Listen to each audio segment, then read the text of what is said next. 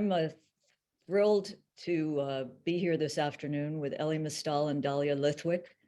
As you know, this Monday, we begin the cycle, I believe 4 days, hearings on President Biden's Supreme Court nominee, Ketanji Brown Jackson. And I think this conversation, I know this conversation is going to be illuminating, informative, infuriating. As we've lived through these hearings.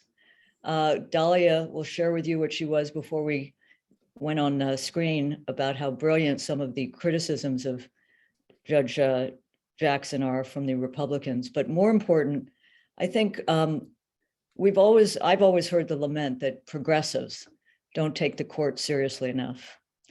And I think we've seen why that matters and where we are in this cycle in this time. I thought about it this morning. I took a long walk. I went down to strawberry fields and looked at the mosaics. Imagine.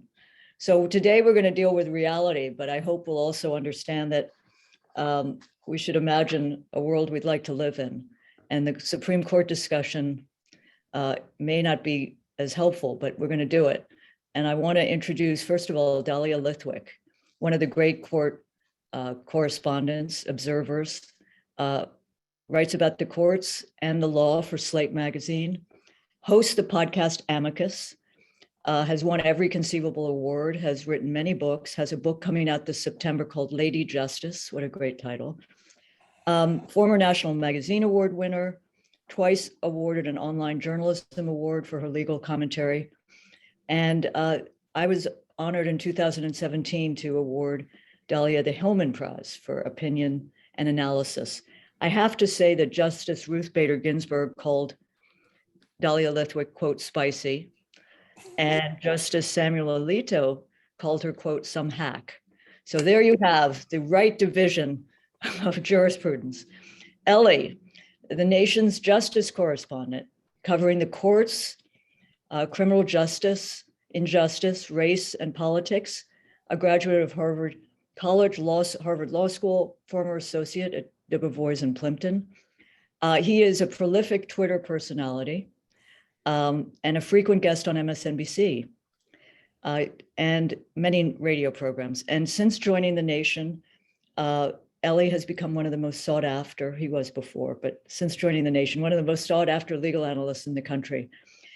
Exciting, his new book, Allow Me to Retort, A Black Guy's Guide to the Constitution, which we'll hear about today, was recently released by the New Press and has jumped to the number 12 nonfiction book on the New York Times bestseller list, allowing Elie to forever think of himself and call himself best-selling author. All right, so over to you, Dahlia and Elie, and thank you very much for joining. We'll be taking lots of questions today because I'm sure you all have many. Thank you. So thank you to Katrina, to the nation. It's such a treat to be with all of you. And it is just such a treat to be here with Elie to fet this just absolutely phenomenal book that really brings together so much of the stuff we love best about Elie, which is the ability to explain really, really complicated doctrinal things in ways that are not just accessible, but like fun and wacky and frequently movie themed. And Elie tweets so I don't have to. So Elie, first and foremost, before we even begin, huge congratulations. It's so fun watching this book just be fire on the New York Times bestseller list. So start with the precatory, holy hell, you did it. Well, thank you so much for doing this, Dahlia. I mean, for people who don't know, I mean, Dahlia basically invented the field that I'm in. Like she's the OG of this. It's an honor to be here with you. So Dahlia, so really there's in the inception of the book, right?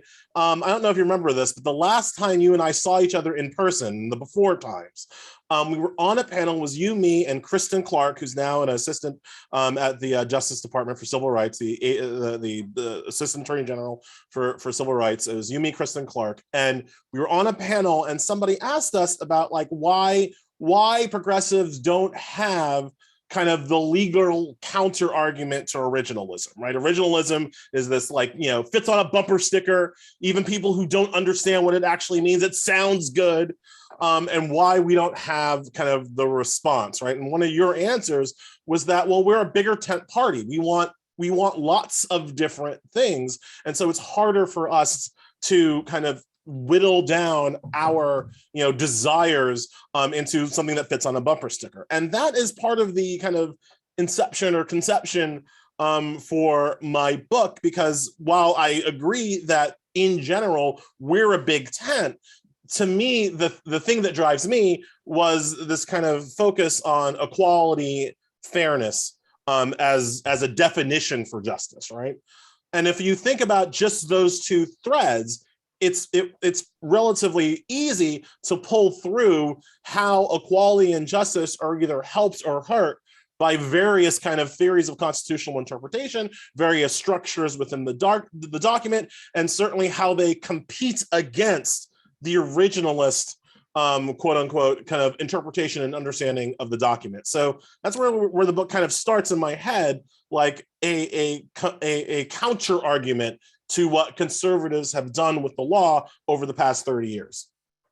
It's such a good observation, Elie, and I'm really buckling in because next week when Ketanji Brown Jackson first faces the Senate Judiciary Committee, and we can talk about this in a moment, but because there's a dearth of real critique of her, and we're going to get, as Katrina just suggested, like a really dumb invocation of, one time she defended a Gitmo detainee, and groups that favor expanding the court favor her, therefore she, by the transitive property of stupid, favors expanding the court.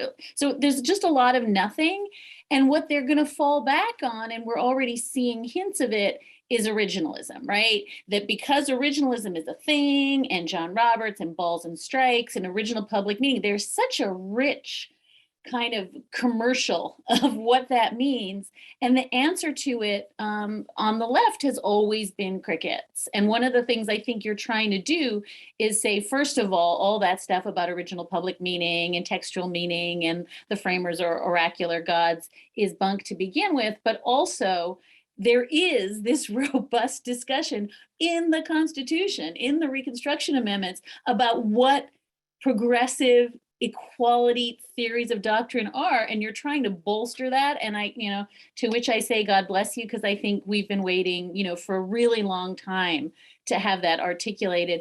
Before we talk about the substance, and I want to really urge folks to put all of their questions in the Q&A, because we will give you ample time for your questions. But I want to ask just two tonal questions, Elie, because you have chosen to animate every page of this book with your trademark, no bullshit, I'm not pulling punches, here we go style. But there's two kind of wings of that really, I think you own very, very, very openly in the introductory parts of the book. And one is anger. And you say, I'm writing from a place of, real fury. And the other is almost as interesting because it's sacrilege.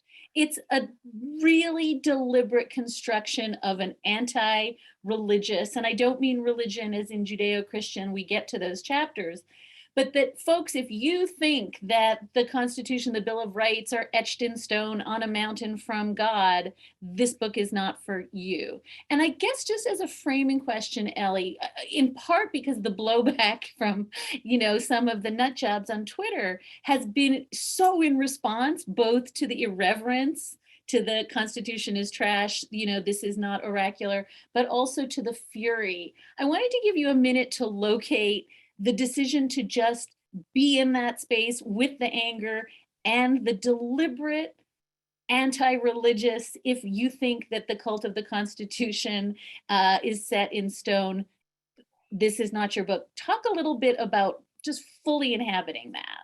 Yeah, well, I think it starts from a place of understanding that the people who wrote the Constitution were deeply flawed individuals. Now, everybody says that, like there are lots of people who will say, like even conservatives say, well, they were flawed men, but they were trying their best. No, they weren't.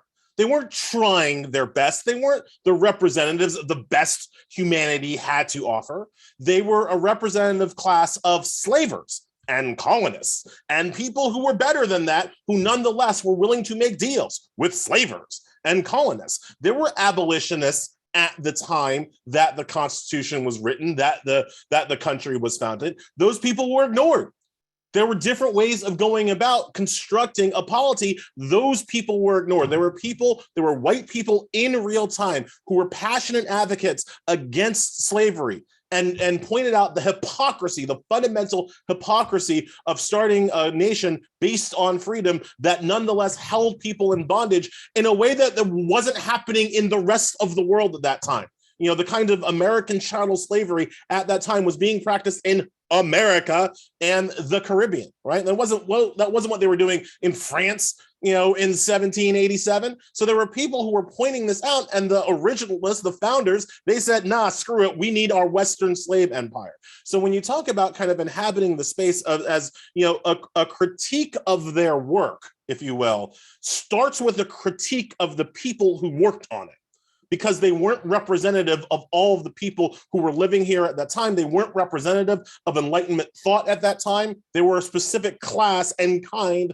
of people. And so, yes, I had to start from my perspective, critiquing who they were and whether or not we should take their words as not just as gospel, but as even particularly enlightened. Because while there were some good ideas, to be sure, they themselves were not necessarily the best representatives or carriers of that ideal. And that leads me into your second question, where I kind of use the anger and will have that animate me. Now, part of that is just kind of a inside baseball, just part of the process, right? My personal writing process is to kind of twist myself into like as tight of a spring as I can and then explode it onto the screen. Like that's how I kind of work, right?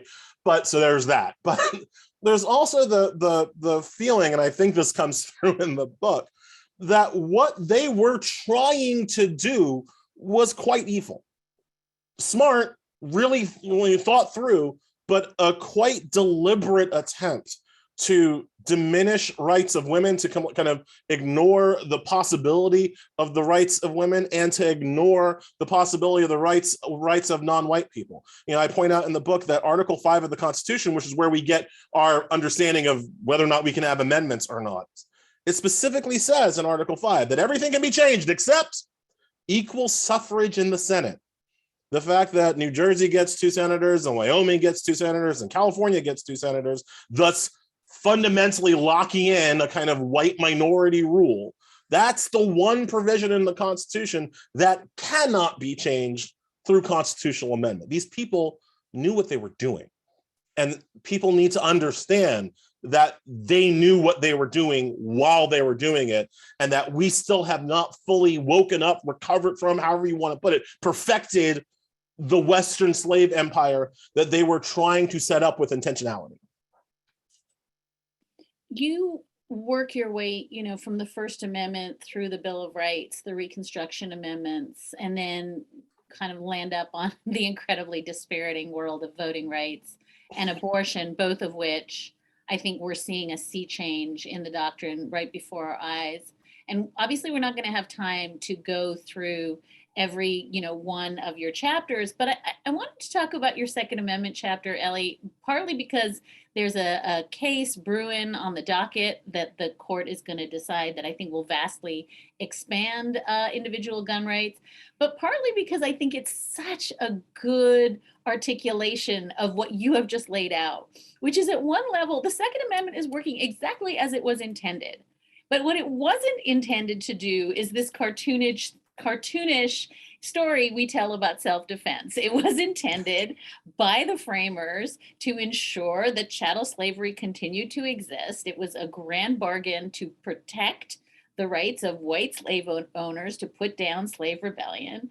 And that all of the stories we now tell about the Second Amendment, including Sam Alito's questioning in Bruin about, oh, we just want the poor office worker on the subway to be able to defend himself when everyone else is packing, that's just all a lie. And so I guess I wanted to give you an opportunity, because it feels like it so dovetails with where you just started, which is the Constitution works perfectly in a lot of ways to do exactly the kind of utterly toxic and cruel things they were meant to do. And then layered over that, there are these crazy stories about original public meaning and originals that actually distort what it was supposed to do. So can you maybe pick at that for a little, just because I think it really, really lays out that arc that you said kind of threads through the book. Yeah, people act like the Constitution is great and everything that's happened from the Constitution is just the malfunctioning of fallible men, right? When in fact, the Constitution is not great and often is working purposefully towards those not great outcomes. And the fallible men are simply upholding what the Constitution was originally intended to do, which in the case of the Second Amendment, it was originally intended to kill Black people. That's why it's there. People have to start from first principles. The people who actually wrote the Constitution did not think that the Constitution needed amendments, or else they would have put the amendments right in the right? You wouldn't have had the process, right? They just would have been like, this is fine. Madison thought it was fine. It was other people, the so-called anti-federalists at the time, who were like, no, we need amendments. And one of the amendments they needed was this ability to raise the militia. Why? Because in the South, the principal way of putting down slave revolts, which would happen from time to time because holding people in bondage against their will is not easy, the principal way of putting down slave revolts was to call up the state militia, have the militia go into these pockets where the slaves were revolting and smack them down, kind of Roman versus Spartacus style, right? Well, in the original Constitution, it was not clear who had the right to call the state militia. It could have been interpreted that the federal government held the right to call up the state militias, and they were worried that the federal government, dominated as they thought it would be by anti-slavery Northerners, they would simply refuse to call up the state militias when there was a slave revolt in the South. That is not me speculating. That is from speeches given by these Southerners during the discussion of the amendment process. What I just said is basically a speech that I ripped from George Mason, who was then governor of Virginia. All right. Now, you might have heard this speech if you ever read Antonin Scalia's decision in DC versus Heller, because Scalia actually references this speech that I'm talking about with George Mason, because at the beginning of the speech, a lot of it is about how they need to defend themselves, right? And Scalia uses this language, how they needed to defend themselves. From what? From slave revolts. Scalia leaves that part out. Leaves the part where the people they were defending themselves from are slave revolts. And your connection to Sam Alito on the subway, that's a one-to-one connection, because when he's talking about shooting, the need to protect yourself on the subway from people who might be packing, he's talking about Bernard Goetz. He's talking about, for the kids, this guy in the 80s who went on the subway, thought that he was being robbed by 4 Black teens and shot all of them. Because he was packing on the subway. Again, this idea that we need guns so that you can shoot Black people who are menacing you is as old as the Constitution itself, and in fact was the animating principle behind the Second Amendment. That's why they love it so much, folks. And that's why they see no problem with an amendment that protects the white man's right to own guns, but can be turned against a Black man who owns guns like that, if a cop suspects that Black person has a gun, right? So these things work the way they're supposed to work. Fixing it requires an understanding of not the hagiography, not the mythology behind it. Fixing it requires an understanding of what the Constitution was actually meant to do. And then we can see about unpacking it and stopping the Constitution from acting the way that it was raised. Elie, it leads me to another question that I think is a thread that I could pull through so much of the book, which is, and it's a little bit, I think, your answer to the rabid Marjorie Taylor Greene tweets, or whoever is tweeting at you about how you hate the Constitution and the law in America. because, and I know you and I've had this conversation a lot over the years, but let me take a run at asking it this way. Even your chapters on, and they're substantial and hard to read, on police misconduct. So you talk about your own horrifying Terry stop, you talk about qualified immunity, you have chapters on all the ways that, ratifying police immunity for violent conduct is, again, feature, not a bug. And yet you're very clear that no society can function unless there is a police force. No society can function unless, and I think you and I've talked about this in the context of the courts, you don't want to blow up the Supreme Court. There's no plan B. We when you and I talk about expanding the court or court reform or having ethics, rules, and transparency, it's not because we hate the court or the Constitution. It's plan B is the army. That would be bad. And so I want you to just really dive into this question of how it is possible to be both an institutionalist and a profound critic of all of these institutions, whether it's policing, your chapters on voting. It's so clear to me you love the Constitution and the country, even when you think it's fundamentally flawed. And I guess I feel as though that duality is something, if you live on that seam every day, this book is so on the seam of both saying, look, the whole thing is trash. It's also the ticket out of our misery. So I want to just give you a chance. I know it's a super meta question for a Wednesday afternoon, but I want you to talk a little bit about that dualism, because it's really a tricky, tricky needle to thread. I want to try accountability.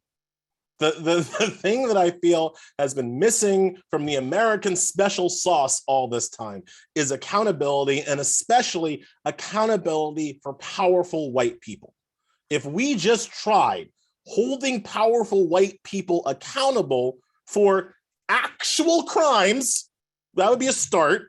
And then holding them accountable for violation of constitutional principles, it might be a whole different society, folks. I don't know. So, when I talk about defund the police, or when we talk about police abolition, I tend to not count myself as a police abolitionist, because I still feel like we haven't actually tried to hold the police accountable. Maybe that will work. I don't know. Maybe it wouldn't work. I mean, there's a possibility it wouldn't work, but let's try that first. Let's try convicting cops who shoot people, as opposed to letting them walk free before we say, oh, we can't reform it at all. It has to all be blown up.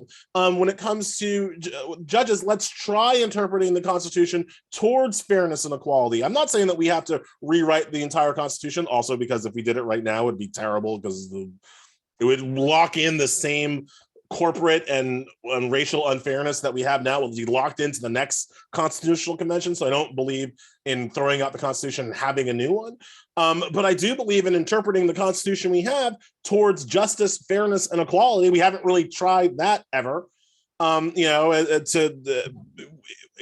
the Supreme Court is going to claim supremacy to tell us what the Constitution actually means, which it has since 1803, which, also not in the Constitution, but let's just give them that, all right? So they claim that supremacy. Well, then it suddenly becomes important that the final arbiter of what our Constitution says, we've had 115 Supreme Court justices in American history, and 108 of them have been white men. That's important if they're the last say on what is or is not constitutional. So let's try having a diverse group of people make the final determination about what is and is not constitutional. We haven't tried that yet.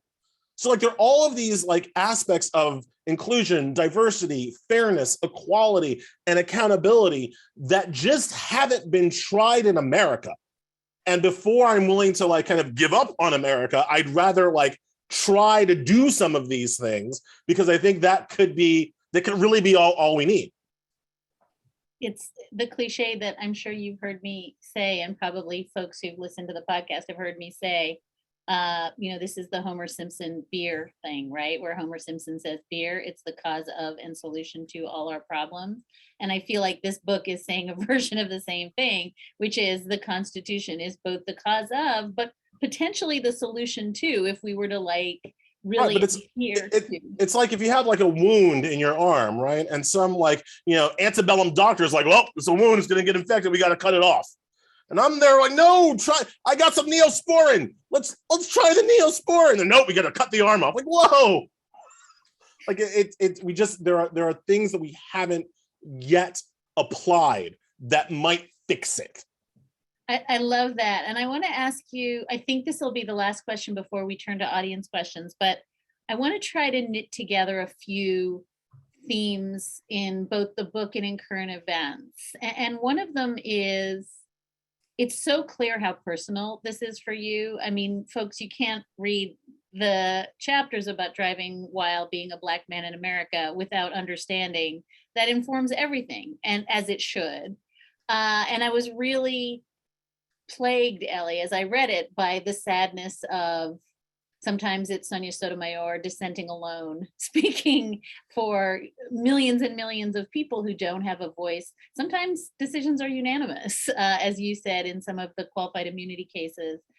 I guess I want to ask you the question of, it's clear experience matters. It's clear personal history matters. For some reason, when Clarence Thomas says it, or when Sam Alito says it at his confirmation hearing, you know, that his own solicitude for his Italian ancestors who came over, of course, shapes everything. But when Sonia Sotomayor says, my experience as a wise Latino woman shapes everything, she's a bigot and a racist. And I say all that by way of saying, holy cow, we're just running right into that with Ketanji Brown Jackson. The confirmation hearings have not yet started, and there seems to be a national discourse, at least from some of our friends on the right, suggesting that she's biased, that this is the Constance Baker Motley, you know, she's going to have to recuse because her race changes everything. And the persistent claim, as you say, 115 justices later, that neutral is white male.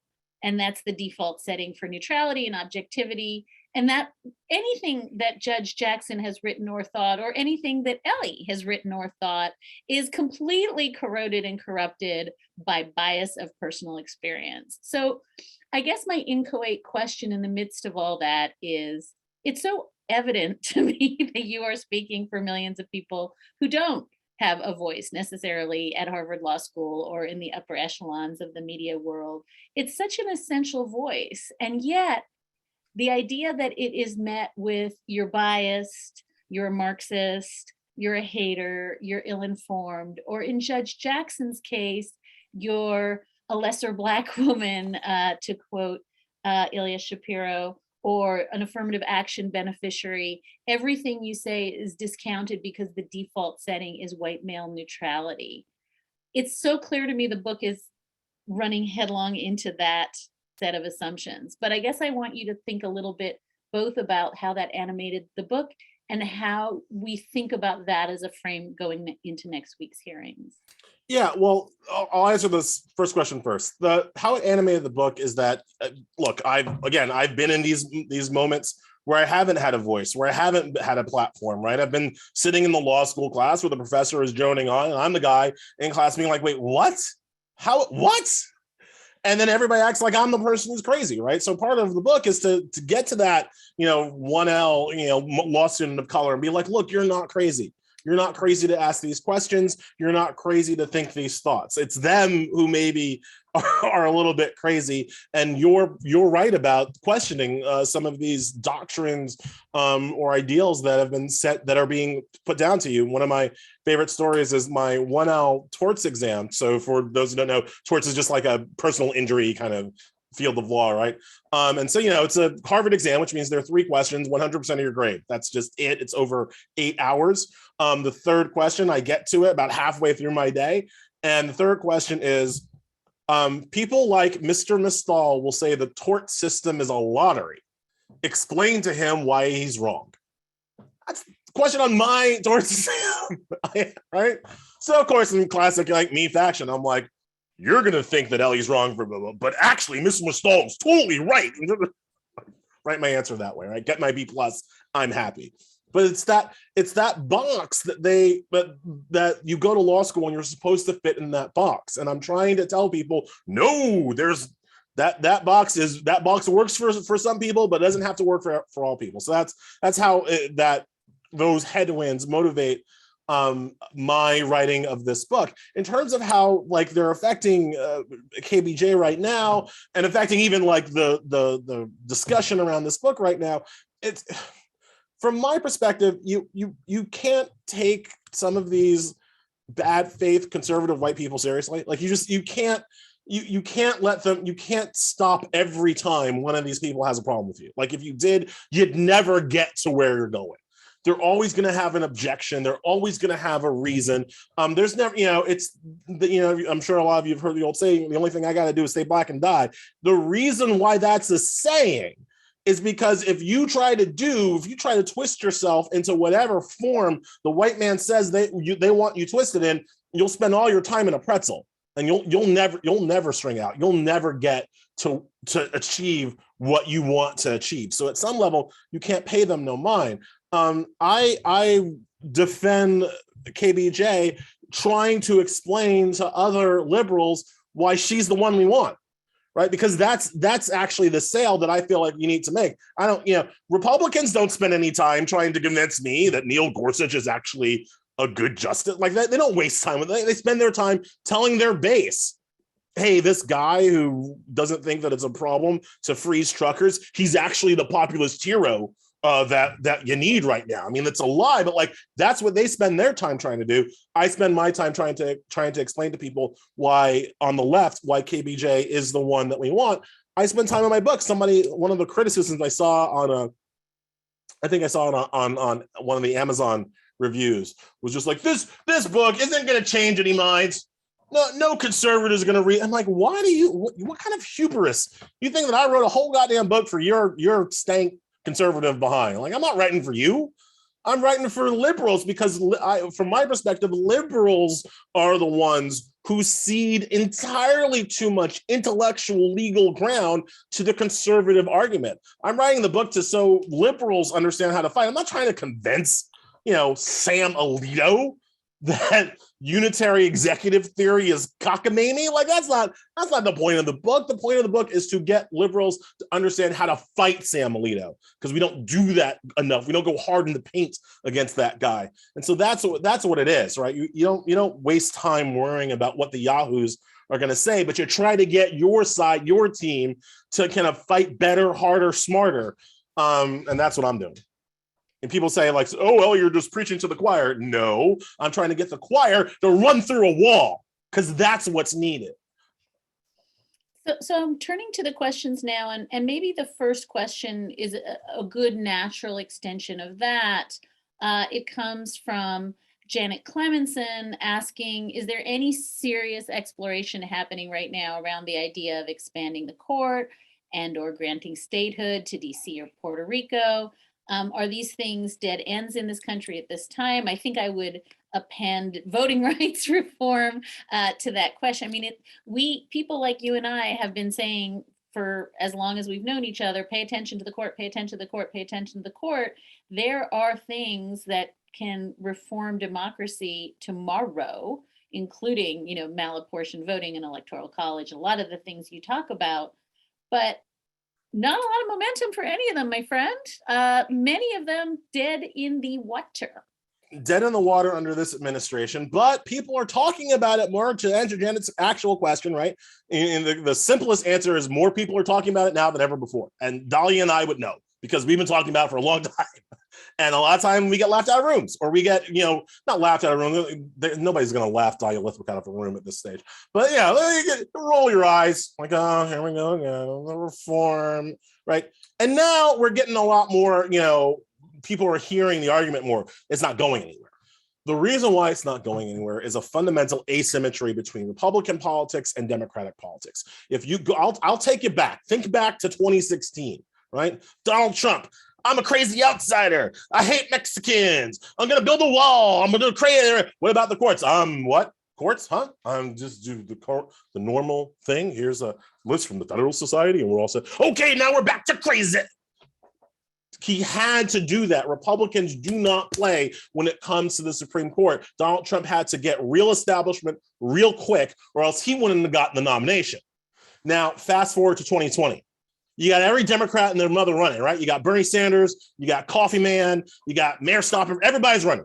right? Joe Biden is the most conservative when it comes to court expansion, right? Pete Buttigieg has a plan. Bernie Sanders is like, maybe we need 100 judges. Elizabeth Warren interested in, having Biden's maybe a commission. I don't know, maybe a commission to study, right? He's the most conservative on that issue, and it cost him 0 votes. It cost him 0 primaries to make that stand. That's the asymmetry.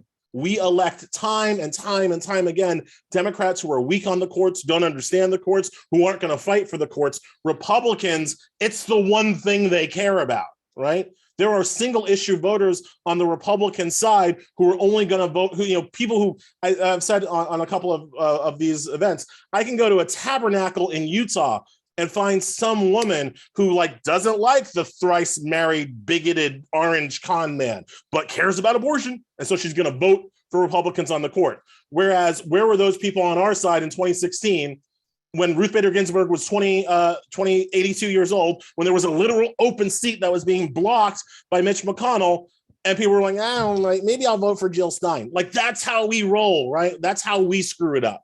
And so as long as there's that asymmetry, that's why I can't get Democrats to take court packing seriously. They're not going to lose a primary behind it. Sorry, that gets me very angry when I remember 2016. I am right there with you. And, I think there is this asymmetry problem, both of interest and focus, right? I mean, there's no question that in 2016, 2/3 of the folks who said they cared about the court pulled the lever for Donald Trump. I mean, we say we care every year. We say, if you care about the environment, you care about workers' rights, care about labor, care about, LGBTQ rights, care about women, care about health, care about the administrative state or the vote, all those things, straight line through the courts. And yet, people were like, eh. So I agree. I do want to ask you this question that comes from Emma Klein, because you mentioned abortion, and your chapter on abortion is pretty dispiriting. And I should note, I just posted a piece an hour ago about Idaho's ripoff of SB 8, Texas's ban, which is going to give $20,000 bounties, not just for turning in abortion providers, but the bounties will go to the families of the father who seek. Yeah.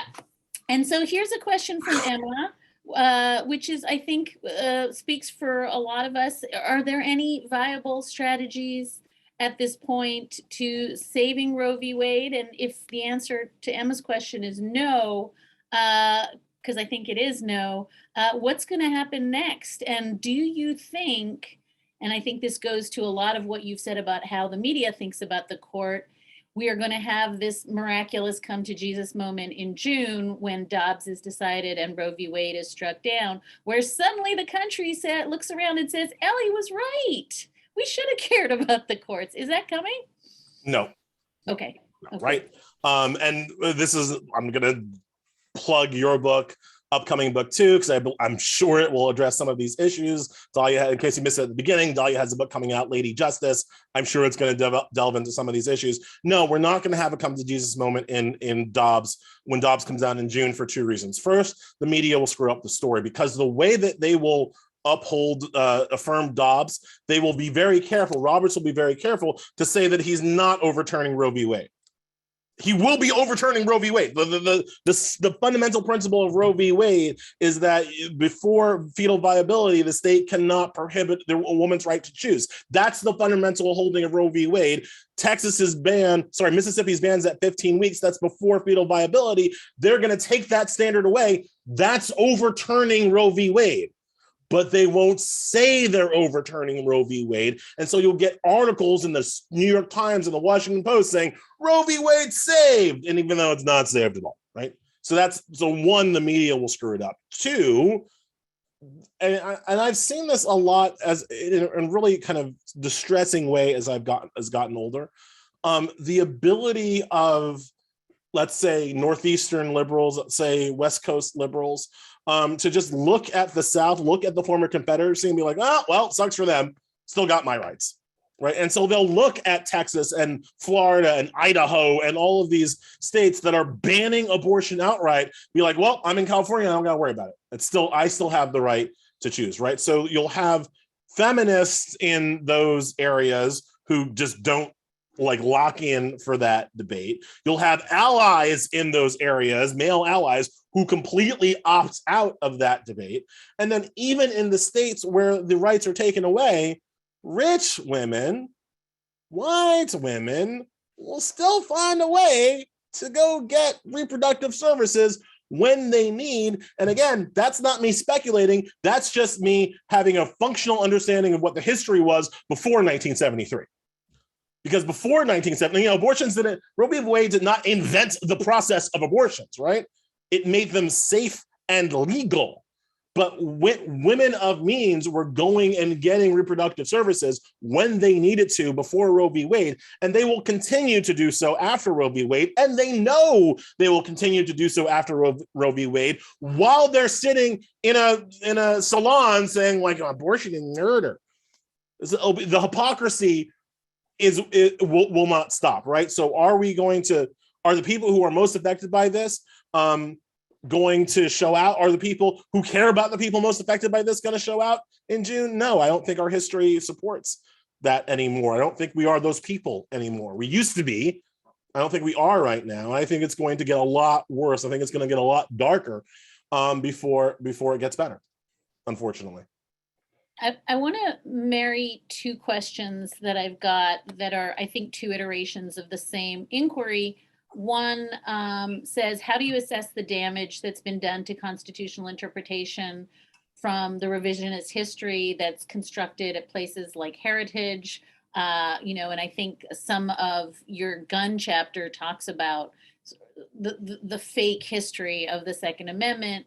Another iteration of the same question from Charles Hall is part of the problem with originalism, that originalists are just poor literary critics and even worse, historians. And I want to give you a chance to just talk a little bit about the machinery of, it comes in amicus briefs, it comes in historians' briefs, it comes in Antonin Scalia's not very good history that he did in Heller. And I think this question of McHistory, the McHistory that is supported by an amazingly well-funded industry of conservative legal briefing and academic thinking, is part of the asymmetry here. Right, but before I get to that, I want to push back a little bit to just say to the questioners, don't act like originalism is new. The thought of cabling the Constitution in its most conservative form to the detriment of equality and justice and civil rights, that is not new. Originalism is their new name for it.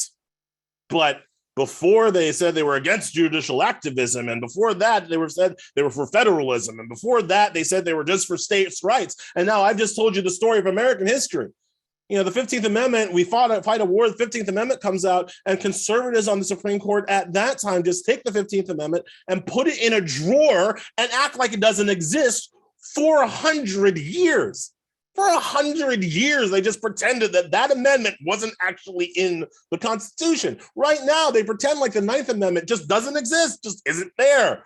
Like it, literally, Robert Bork, the father of modern originalism, says that it's an ink blot. Scalia has said that he can't even bother to remember what it says. It's a one sentence, by the way, amendment. Right, so originalism is what they're calling it now, but the idea that they can reinterpret the Constitution to only say the parts they want it to say, that's old as hell. Now, yes, with this modern movement, they've put a ton of money behind it, and I will use, in case you don't know that I'm a Dahlia Lithwick fanboy, I will use a Dahlia Lithwick quote here. Turns out it's not that expensive to buy the Supreme Court. Right? Because when you actually look at the funding that the Heritage Foundation and the Federalist Society and these people put into it, it's about like $25-30 million endowments. They've got money, but that's not a lot to buy a branch of government. That's not a lot, but they deploy that money effectively. They deploy that money in law schools. I like to say people like Amy Coney Barrett are not born, they are made, in a FedSoc test tube and grown into who they are. They are kind of identified early in law school and marshaled through an entire structure to make them into who they are and to give them the abilities to so that when there's an opening, they always have a bench of people ready and able to do this work. So that helps. They spend a lot of money on endowing professorships and pumping out just ridiculous law review articles, and then using the law review articles to justify presidential decisions, which is like just crazy town, just crazy. Like I can't enough express how ridiculous it is for a Supreme Court justice to cite a law review article instead of a case precedent. But like, that's what they do now because they can. So they have a whole infrastructure now behind kind of selling their peddling their intellectual snake oil. And that money is something that that liberals should be using too. Unfortunately, our billionaires, want to take their money and go to the moon, literally go to Mars, as opposed to buying the Supreme Court. That would actually help. Like if, I like Tom Steyer. I actually think he's a great guy. I think he's committed to the cause. He ran for president. That was a waste of money. He should have bought the Supreme Court. He could have bought the Supreme Court for less money than it took him to run for president. That's just how it is right now. I want to leave time to get to solutions because there's a lot of questions, Elie, about solutions. And I also want to just tell people, buy the book, because there is baked into the book a lot of what Elie started by saying, which is the document itself affords solutions that have yet to be tried. But before we do that, there's a good question here about the media. And I think you and I are both people who both write, and we go on radio shows and we go on the TV. And there's a good question from my friend Jen, who says, I want to hear your thoughts on the role corporate news media has played in misinforming the public about the court, misinforming them about court expansion and what was on the hook there, misinforming them about diversity on the court. I think that the gist of the question is something that you and I think about a lot, which is, there is nothing on earth more boring than voting rights. There is nothing on earth. No, there is one thing, and it's the independent state legislature doctrine. That's more boring. So much of what you and I do is talk about incredibly arcane systems. And as I think Jen's question really flicks at, through this lens of this mystified oracular court that, right or wrong, progressives really mistakenly think it's on our side, right? Like the court had a good 7 years in its 200 some year history where it really was on Elie's side. It's not. And so I think we have two problems, and I want you to think this through with me, and then we really will turn to solutions. But one is that this stuff is really weighty, it's really technical, some of it is really boring, and unless you have an arresting plaintiff with a good story, writing about the courts can be just screen save boring. That's one. And then two, I think you are fighting against a very, very strong presumption, particularly on the left where it's not warranted, that by and large, the court is great. And even if it's not great, it's made of magic people who sit on a mountain. So those two things really inform how the media treats the court and have led to the asymmetry you're describing, where, Stephen Breyer can side with the conservatives 500 times and we're all like, yay, he's so cute. Whereas, when John Roberts defects once or Neil Gorsuch defects once, Josh Hawley wants him impeached. So talk a little bit about the ways in which I think the media aids and abets, I don't want to say public indifference, but maybe public confusion about, or a lack of any public sense of urgency or that something can be done. Well, I would say public ignorance is what the media aids and abets, right? And so we start from the perspective of this. The court is a branch of government, a full co-equal third branch of government, a branch of government that has a veto power over the other two branches. You think it would be covered with the same zeal and reporting and dollars that the other two branches are covered, right? We cover the president a lot, we cover Congress a lot, we should cover the courts, about as equally, given its importance just in our constitutional structure. And not only do we not do that, not only do we literally just not put enough reporters on that beat, when we do put reporters on that beat, so often it's people who have no legal training whatsoever. And so just even with the best of intentions, which often they don't have, but even with the best of intentions, have no real ability to distinguish between a good decision, a bad decision, a mainstream decision, an extreme decision. They have no ability to do that because they have no training within that sphere. We don't do this with other spheres of our country. To prove that point, think about how we cover boring, technical, math-based financial news. When was the last time you saw a financial news correspondent, in the New York Times or whatever, who didn't have some, education in economics, finance, some kind of experience in the business world? That's how you get to talk on CNBC, right? They don't put people on CNBC who have absolutely no idea of how to balance a checkbook.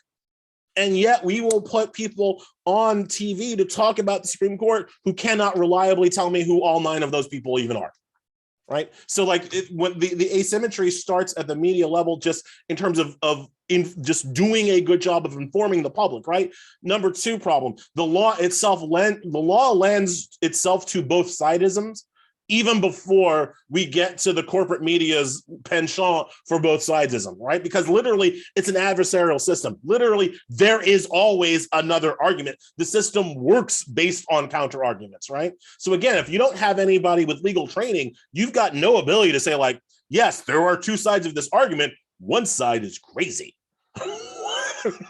Right. And we saw that, for instance, during the impeachment stuff where respected Alan Dershowitz was off the reservation with his ideals, but he got just as much airtime as the impeachment managers, right? Because that's how the system works. And the media has no ability to understand the difference. Right. And that's where you kind of get into the larger issue of just the incompetence that we on the left have when it comes to holding our people accountable for this branch of government. We're less informed, we are more forgiving, and we don't understand that the court itself is a conservative institution by nature. Again, 9 people, unelected, unaccountable, appointed for life.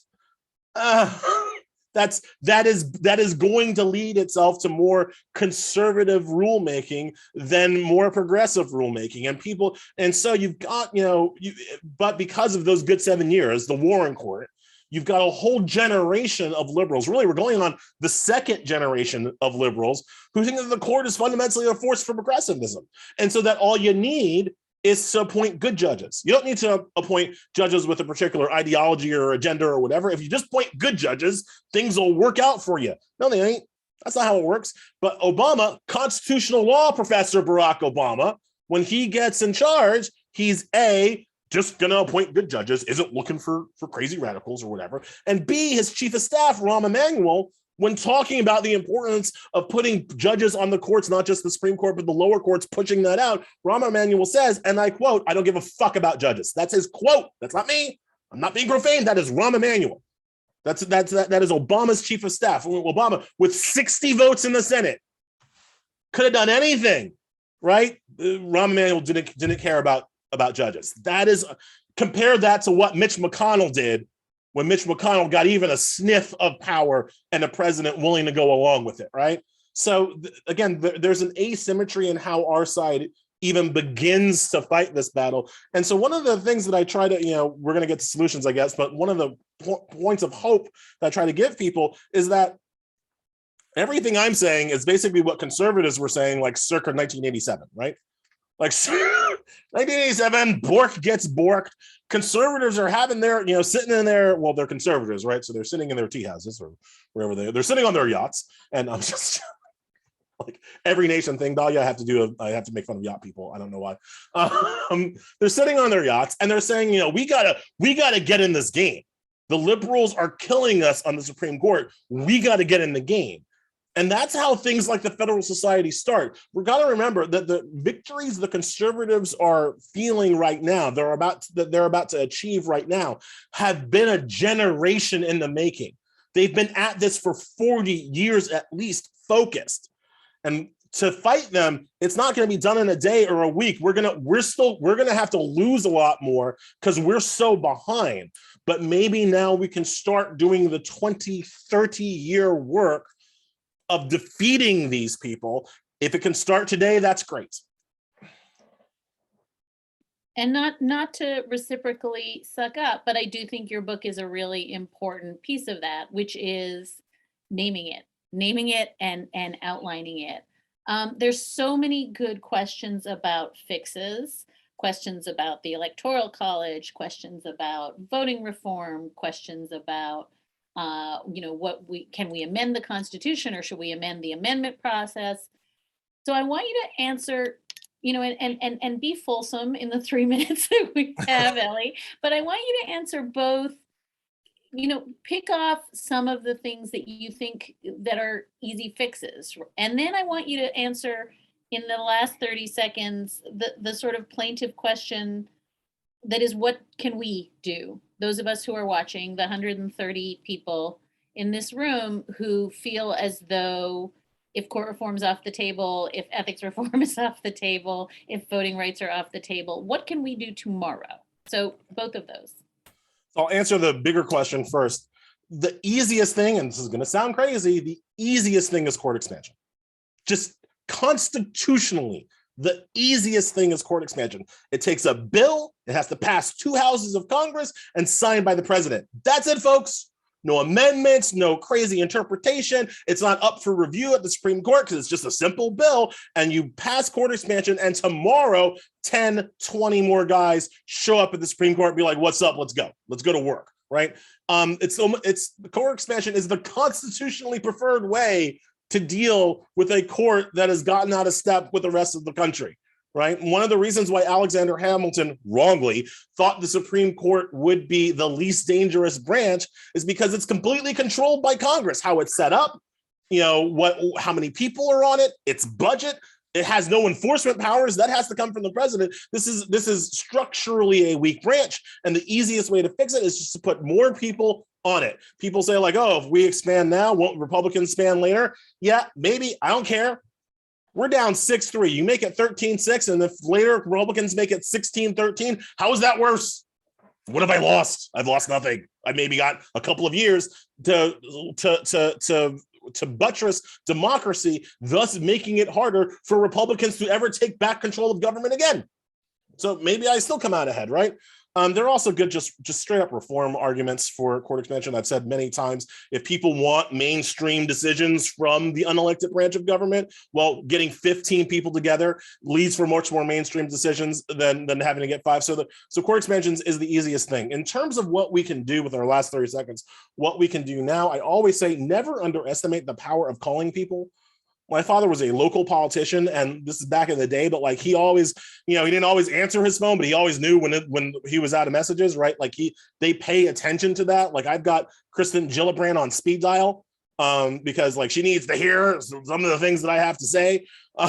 So like, and she's a reliable liberal vote, but like you gotta encourage these people to do the right thing. So never underestimate calling people. And the last thing which will dovetail into a final plug for the book, the word guide is not a clever turn of phrase in that book. I want people to use the book in their real lives against people in their real lives, right? You will hear these bad arguments all the time, and the book is supposed to tell you how to fight those bad arguments. You got to fight those bad arguments kind of one dinner party at a time, but the book is a real guide to like what arguments you need to make when you hear this bad crap to fight back. A little bit. Thank you.